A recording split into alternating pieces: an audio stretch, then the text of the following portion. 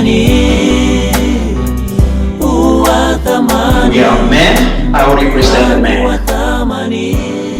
We have a teacher here and also a woman. She's going to represent the women. We have one of our young, handsome men here. Yes. He's going to be representing our coming up generation. And we have the spiritual leader here who is going to make sure we don't drift off. Even though I'm a very clinical research-based person, I also don't want to drift a little bit out of the script. So you will keep me in check. And I have Mrs. Mwandi, who kindly accepted to be here to support me. I have known her for a long time. That they can be able to stand on their own, and will they remember to serve Christ? They were raised in the house of the Lord. Are they going to continue that way? For me, I'm always thinking, are they going to be influenced by other kids out there and then they become hopeless drunkards? They will not become that in Jesus' name. But it's always a fear, that fear as a parent that will keep you up every night. I think that's where my age group is, to men of my age, and that's substance abuse. Substances don't have to be things that are bought illegally. They can involve things that are just bought probably from the liquor store, smoking, and other legal drugs. Based on what Jockey said about the young adults' pressure to succeed, that's very unique. And studies out there have shown that young adults like Jockey actually face a lot of pressure to succeed. Most of them are struggling through college. They don't know what to do. Most of them dropping out of college. Others are having pressure about their parents asking them to get married. Others have pressures about their sexual lifestyles. And studies have shown that this is a group that we are actually losing a lot because they don't open much. I'll come back to our young men here and kids, I would say below the age of 15. You heard very clearly from him, he's struggling with making his family proud. This is an age group that every single person here who has children should hear that very, very clear. These kids, research shows us that they blame us for everything. If anything goes wrong, they'll come and say, it's my blame that my family is separating. So, we are the parents, we are the adults. We have to kind of tailor our conversations with these kids and make sure, number one, we establish stability. And stability is making sure that we are not moving every 2 or 3 minutes. Making sure they are staying in the same school, if possible. Making sure there is no unnecessary stressors that will affect their thriving. I am gonna put the next question to you guys out there. Have we left any stressors that you feel have not been addressed by these guys here?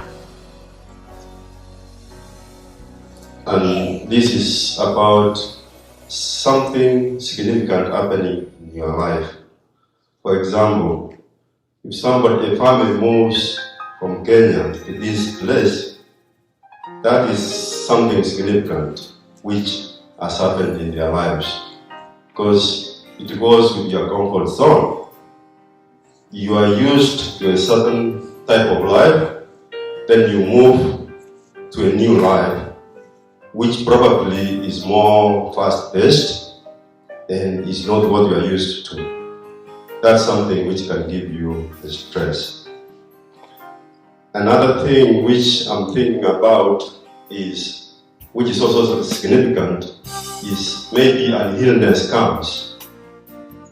An illness comes to your life or to your family member, and that one can bring a lot of stress. Those are the two I can think of. Most of you here migrated probably from Kenya, Kemia, and you can actually think of what you went through the moment you came here. That is a very stressful moment. We usually call it in mental health adjustment issues or adjustment disorders. And that is actually a very critical moment. But research is pointing towards adaptability. How quick are you to adapt? And most of us who don't adapt very well end up actually not doing well in this country or any other country that they migrate into. Accommodation. If you give them a blanket, if you give them an extra jacket that you have, it's kind of making their life a little bit easy. Research has shown that most immigrants come here without any money. And that's one reason why they don't adapt very well. You guys know Gladys Korea. She's a good friend of mine. And I think she will not be offended if I talked about that. Gladys had her finger recently. Yes. So that's just a part of the body that was hurt. But now we need to go down to the psychological effects that came just by cutting a finger. So when we come to mental health and connection to our bodies, there is a very close connection there. You trip, you hurt your toe, the following day you can go to work, you can put on your good shoe which you just bought, preparing to go to a wedding day. The following week, you start connecting to those cascade of events, and you realize how stress comes in just by hurting a little part of your body. Nobody needs to be crazy to deal with mental health. Mental health is about dealing with those stressors of every day. And everybody's stressors are unique to themselves. Amen. So, Pastor Ron might be here with his high band, and this guy was given homework and he doesn't have a computer at home. So his stress is about his computer. I don't have a computer. How am I going to get my homework done? Pastor Ron, that's not a stressor. Paid off. That is not a stressor to Kisuli, but it's a stressor to me. Yes. That's very true. Joki might be here asking herself, how is my college tuition gonna be paid? I am here, got my PhD, done. That's not a stressor to me, but it's a stressor to her. Mrs. Doroge is here, worried about how the house is gonna be empty after all the kids are gone. We have Joki here, who is struggling. Where am I gonna get the rent for the next month? She's worried about the extra rooms in the house. Joki is worried about the rent. So what I'm trying to say here is very simple. Our stressors are so unique to ourselves. And the stress that I might be experiencing today might be a stressor that's not a stressor to someone else. And I was saying that coming to the point where we mentioned actually mental health. Let me not take credit this one. They say a problem talked is a problem halfway solved. So, when Jockey comes and tells me my biggest pressure is getting this semester's work done, I can come and tell Jockey, hey, if you're worried about that semester's work getting done, what I can do, you focus on your school. I'm going to take your kids for the weekend so that you can focus on your school. But unless Jockey comes out to me and tells me that I am struggling with the college work, I will not have the initiative to say, you know what, bring your kids to my house for the weekend. If, for example, this young man who is worried about making his parents proud doesn't come and tell Mommy, we're having a test next week. Mommy will not tell him, you know what, the chores for today, I'll do the chores. You go to that room and study. So, all these stressors can be minimized by communication. A recent study done actually by one of the psychologists actually in NYU was about wondering, if I go telling somebody my problems, am I not going to be adding a burden to them? And they went around the subway. Many of you have been to New York, you know the subway. You get on the subway, you find yourself standing to a stranger, not even somebody you've seen before, not even anybody you know. So this study actually followed people on the subway. They had their subjects, which are college students from NYU, and they went telling their problems on the subway. And then they followed those people who are being told the problems. And the outcome of that study was actually that it doesn't burden anyone. It actually helps them telling them your problems. That was the conclusion of the study.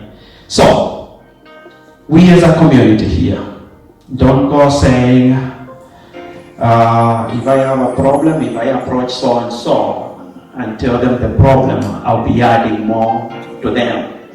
That has actually been proved wrong as far as studies are concerned. So feel free from today.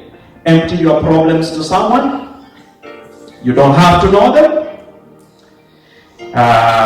You don't need, you might, if you know them, it's even better. You have to learn how to open your mouth. If you don't open your mouth, people will not know what is inside you.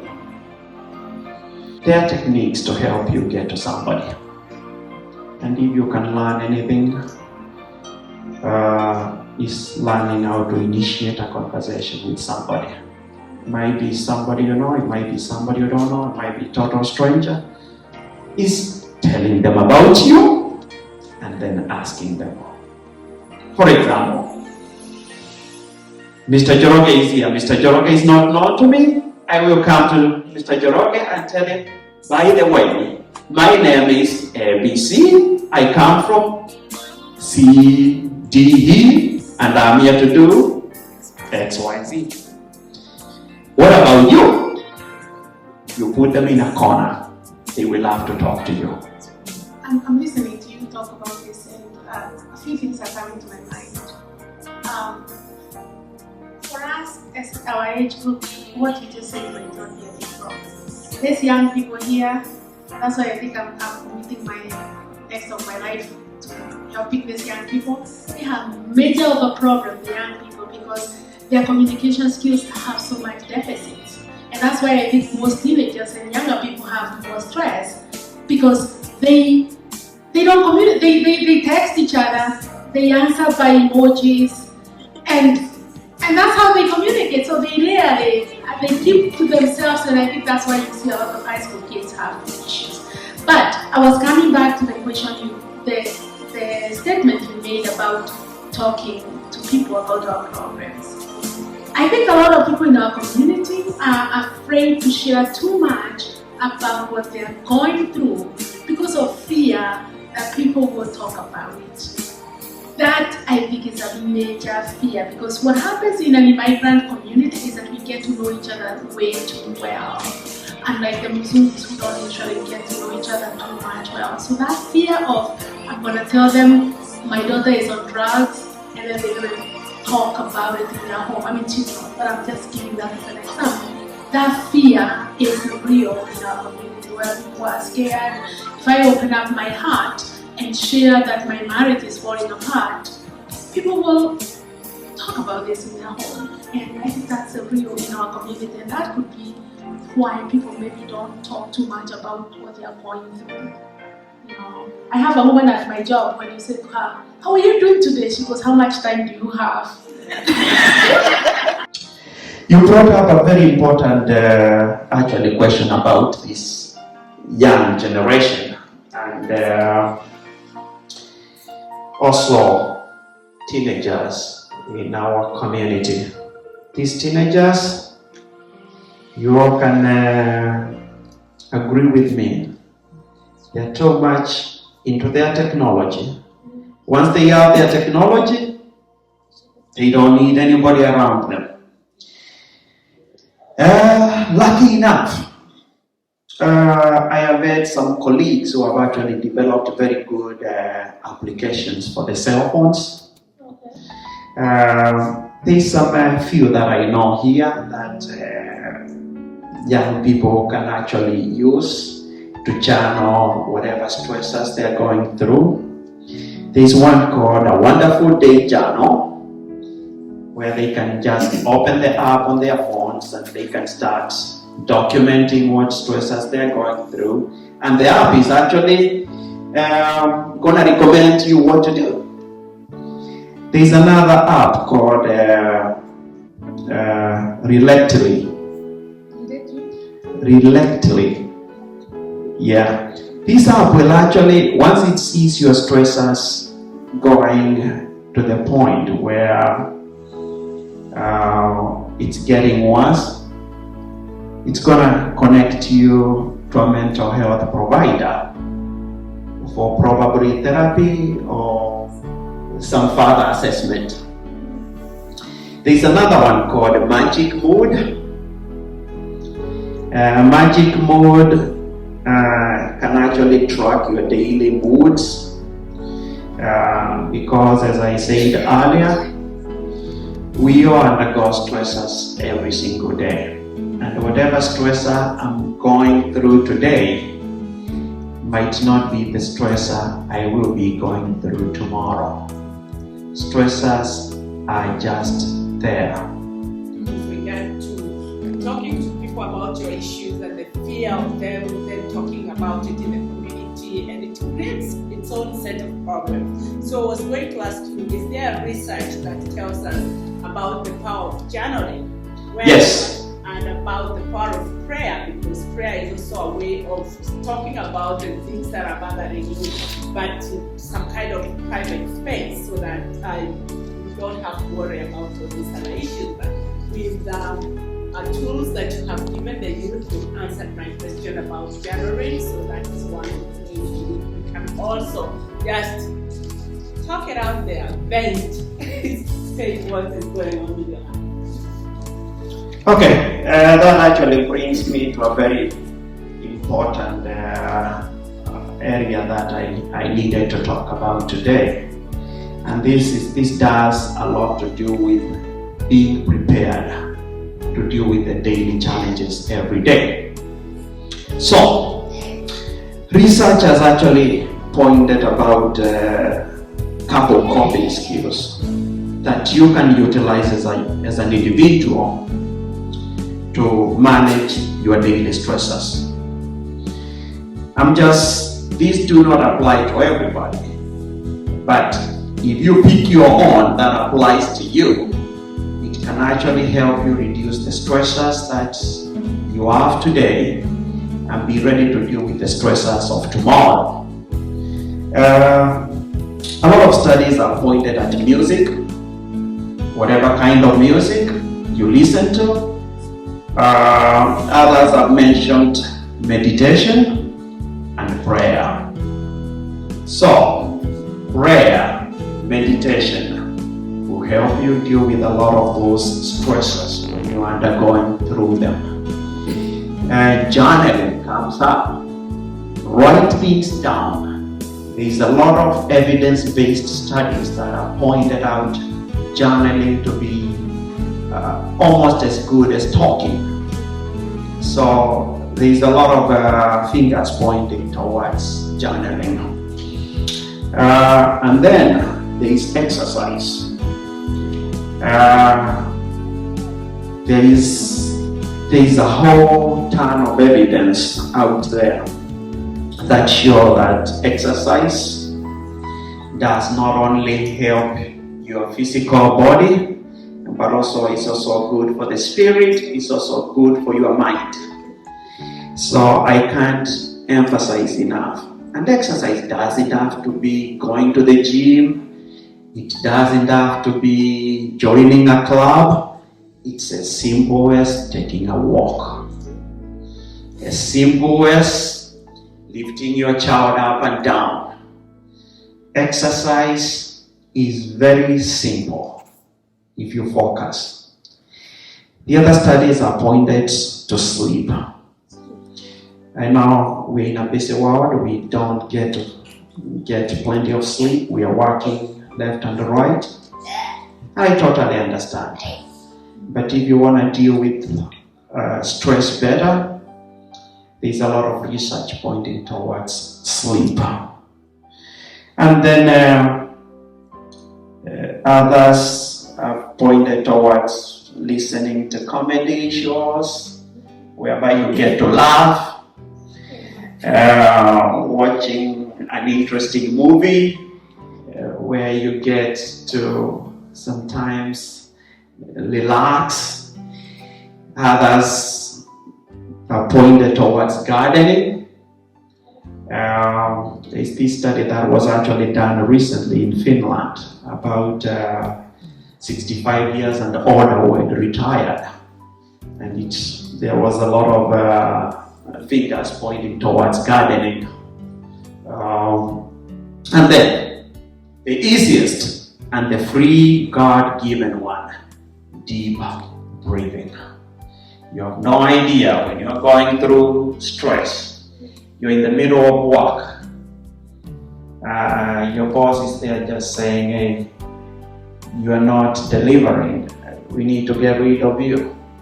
Just taking that deep breath might determine how you respond to that.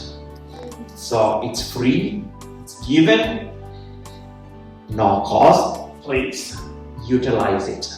Take that deep breath every minute.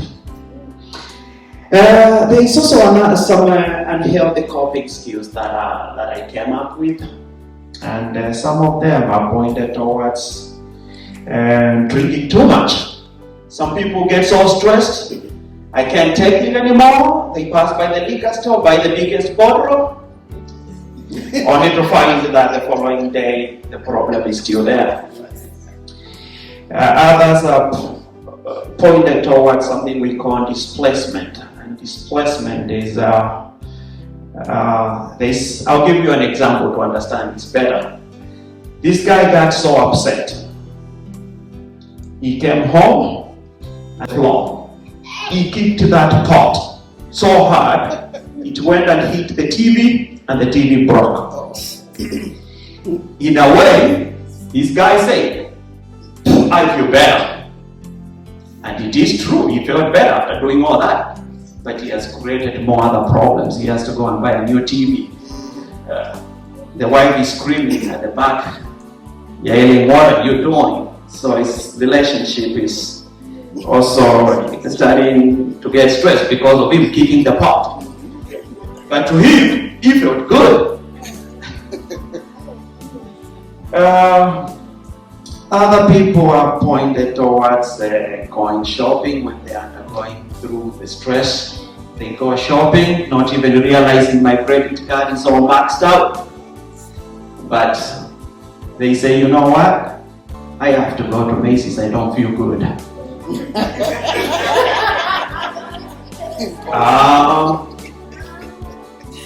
Not realizing probably in 2-3 weeks when the bill comes, it has created more problems. Others have utilized anger, whereby, let me explain this a better example. Someone just got fired. They're told, "Give us your bunch and walk out." This person curses, takes his car, and meets with Nelly on 287. Nelly is going to the airport to pick a loved one, and you meet this guy, and you wonder, what is happening? Nelly doesn't realize this guy just got fired. So, when you see people behaving a certain way, you have no idea what they are going through. It might be one of those bad days they're having. It's just that they are not having good coping skills. My training always tells me, utilize more of which you can use as much as you can to prepare you for the bad day that we don't know when it's coming. Yes. Has a benefit and releases or reduces stress. Any time span in terms of sleep? Do you have any maybe time that would help somebody? Towards getting at least 7. If you get somewhere around 7, if you get 9, even a little bit better, but nothing conclusive has come to anything above 9 hours. If you're starting to sleep more than 10 hours, I start to question. But if you're getting at least 7 hours of sleep, on an average night, there are those nights that we all can't sleep well. Maybe you're having visitors and they're late, that's fine. That one night is not going to harm you. But if it's getting chronic to the point where all I'm getting is 5 hours, all I'm getting is 4 hours of sleep, then down the road it's going to start affecting your work performance. It's going to start affecting how you react to situations. It's going to start affecting how you deal with the stressors that come every day.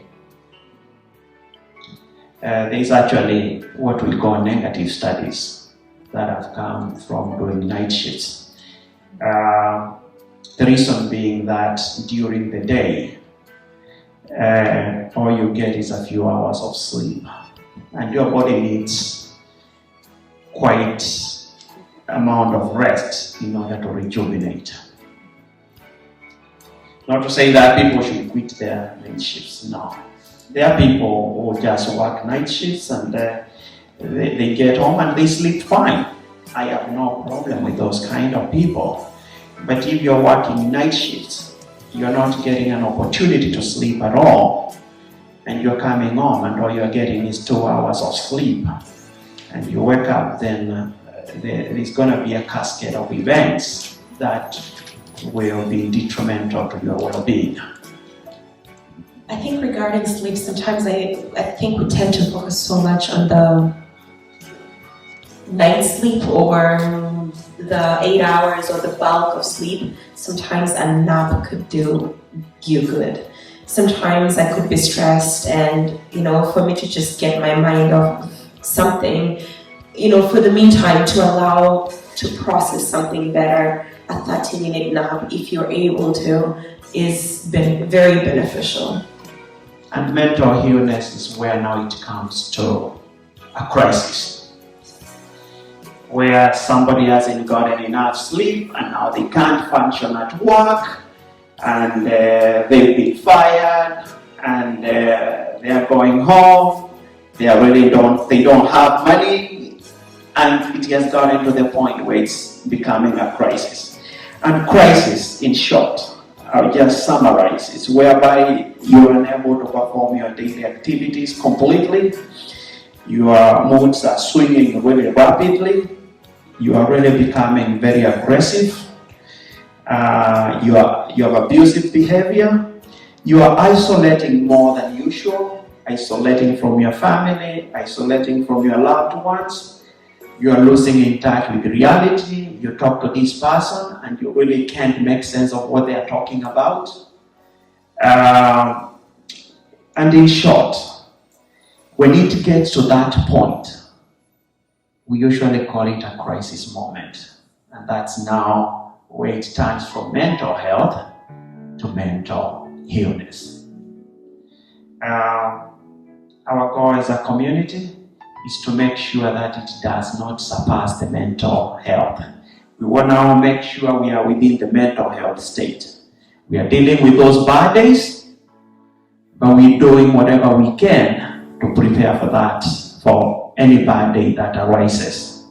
So let's all keep it within the mental health, but in case if there is a mental health crisis that arises and somebody is really in need of help, I want to let you guys know that there is help. We have the police. You can go to your primary doctor. We have mental health crisis centers. And if you walk into an emergency room and tell them, you know what, I'm to the point where I need help, they all understand. There are people who have been out there and help is available. Yes? You have some scriptures that support And here comes Pastor Kisula. Scriptures. Romans talks about the mind. I think Romans 12, if I'm not wrong, where he talks about renew your mind. Yes. So if you feel you are going down like that, he's talking about you renewing your mind. And how do you renew your mind as a Christian? By prayer, by reading the word, and by knowing that God is able. Yeah, that's one of the scriptures I know. But I know Proverbs is full of such scriptures. Proverbs is very good because it gives a lot of advice and teaching on every aspect of life. So if you are going through such issues, you would study the more Proverbs to balance. There's other scriptures also. I don't know them by memory, but I know what they say. There's Jesus' words. His yoke is lighter. And then cast your burden to Him, for He cares for you. And I think we can keep adding on to the scriptures, and we'll be posting them on the KCFA website. So, what's the best way of dealing with these medicines when somebody now is in that crisis and he has been put into medicines? Are there some medicines you can advise us so that people don't get those medicines which can make someone so dependent on that? I always believe an informed patient is always a powerful patient. So when a patient comes to me and they're telling me, I don't want medication that I'm going to be dependent on, that's an informed patient. They've already given me an answer, what they want and what they don't want. There are medications, there are classes of medications that we deal with. There's a class called benzodiazepines. They are very addictive. Once you get hooked to them, you take them, when you don't take it, you're gonna go craving for them, especially if we've been using them for quite some time. But we use them on a crisis moment. When somebody comes, they are very stressed, all they need is that feel good moment. I will give them that kind of medications because I want to get them now from the crisis mode where now I can deal with them. But on a long-term basis, I will not give them medication like that because they are what we call habit forming, or in lack of a better word, addictive. But always, people should reach out to someone like me, to someone like Dr. Joroge. They usually, we are part of this community. I always tell people, I know more Kenyans here than I know back home. So, I'm part of this community. If any one of you is going through some kind of crisis where they are probably in a hospital, they are kind of, who do I ask? Who can I get in touch with to kind of guide me through this situation? People need to kind of know we are part and parcel, and we as Kenyans are a community, and we are here to help one another. We have resources within, Dr. Kimani Joroge, and now we also know Dr. Muthuka. They work together as a team and they support our community and the communities here. Usiku na mchana nakupa sifa, day and night, Lord, I'll give you praise. So how did you like the session? Very well, very good. Very good? I'm more involved. Did you learn?